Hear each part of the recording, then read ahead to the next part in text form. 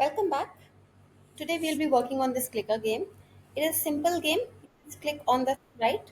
It goes to a new position, makes a new sound. It makes a sound, and the score is changing.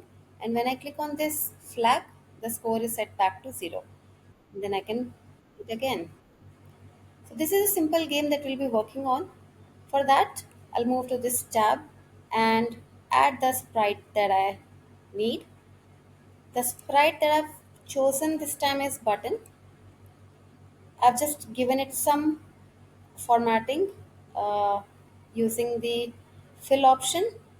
I selected it and I gave a different kind of just change the colors to play around with the theme a bit and added a backdrop and gave the introduction on the backdrop.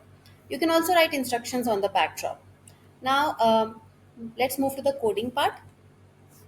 Here, the event that I want to choose is when this sprite is clicked. So when I click on this sprite, I want it to go to a new position.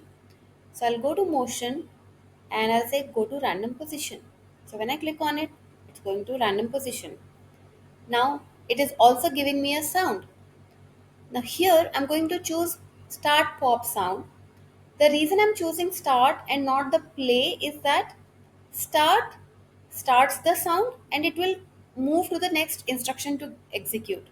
But if I choose to use play sound, it will first play the entire sound, then it will move to the next instruction.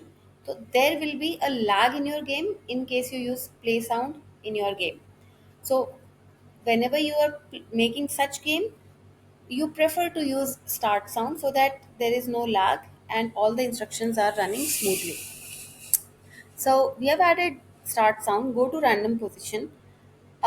If you notice here in this game, I have also added a score.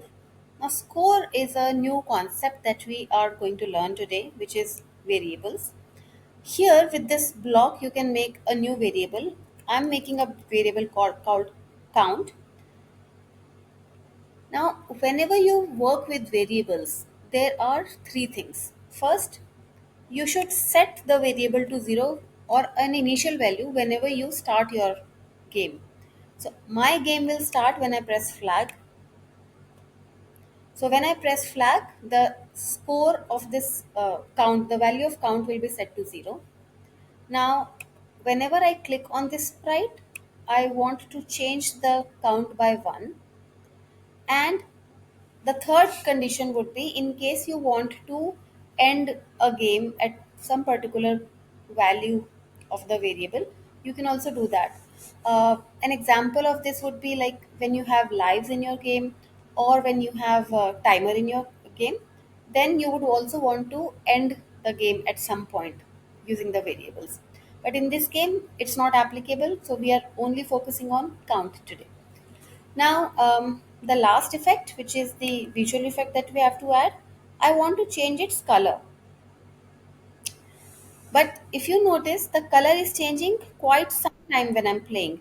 So I'm going to add a repeat here because I only want the colors to change multiple times and not anything else. Let's test it out. So when I click on flag, the count is 0. When I click on this button, yeah, perfect.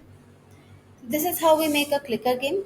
Do try it and do try to give it a background in instructions. And maybe you can also make a button here to set the value of the count to 0.